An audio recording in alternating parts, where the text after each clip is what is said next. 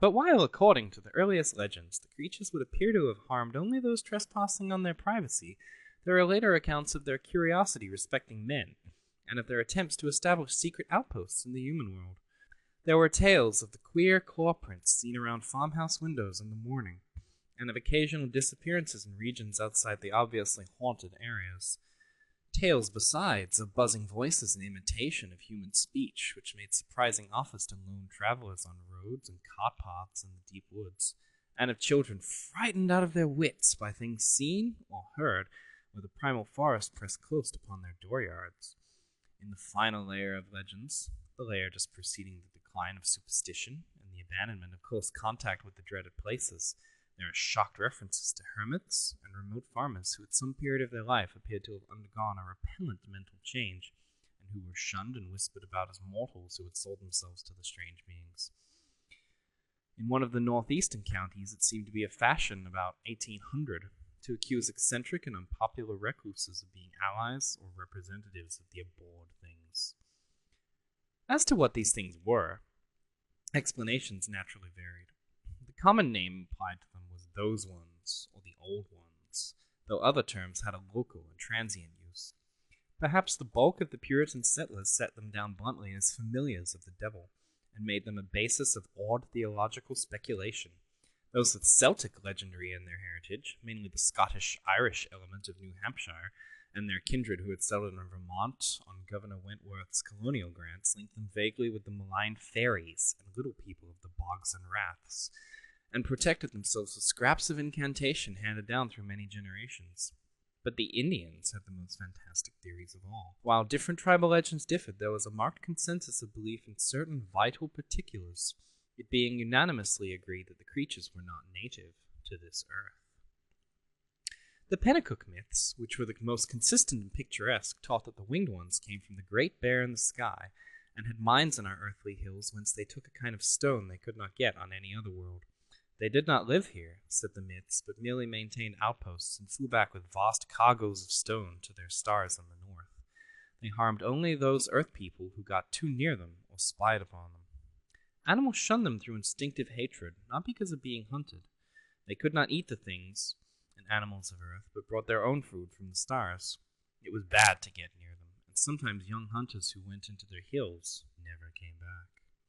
It was not good, either, to listen to what they whispered at night in the forest with voices like a bee's that tried to be like the voices of men.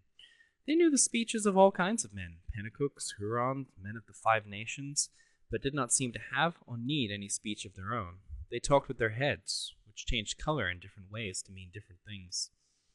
All the legendary, of course, white and Indian alike, died down during the 19th century, except for occasional atavistical flare-up. The ways of the Vermonters became settled, and once their habitual paths and dwellings were established according to a certain fixed plan, they remembered less and less what fears and avoidances had determined that plan, and even that there had been any fears or avoidances. Most people simply knew that certain hilly regions were considered as highly unhealthy, unprofitable, and generally unlucky to live in, and that the farther one kept from them, the better off one usually was.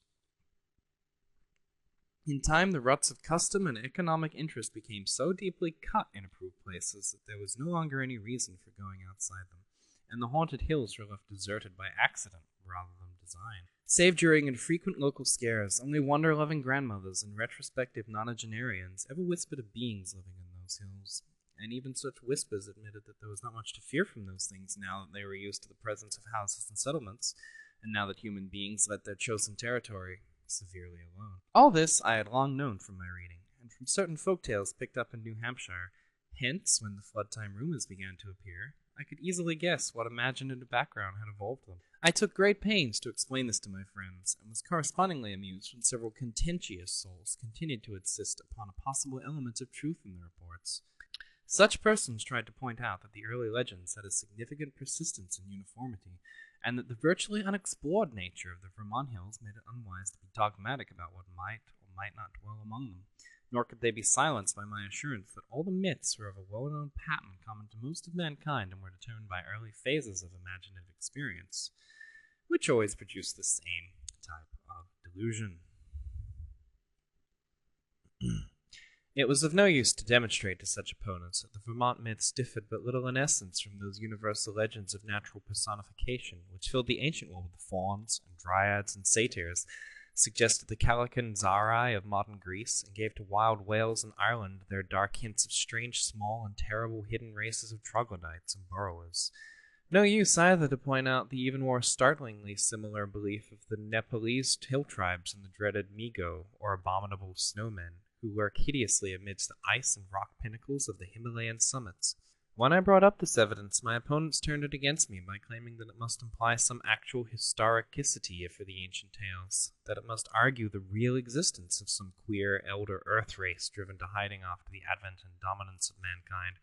which might very well conceivably have survived in reduced numbers to relatively recent times, or even to the present. The more I laughed at such theories, the more these stubborn friends asseverated them, adding that even without the heritage of legend, the recent reports were too clear, consistent, detailed, and sanely prosaic in manner of telling to be completely ignored. 2 or 3 fanatical extremists went so far as to hint at possible meanings in the ancient Indian tales, which gave the hidden beings a non-terrestrial origin, citing the extravagant books of Charles Fort with their claims that voyages from other worlds and outer space have often visited the Earth. Most of my foes, however, were merely romanticists who insisted on trying to transfer to real life the fantastic lore of lurking little people, made popular by the magnificent horror fiction of Arthur Machen.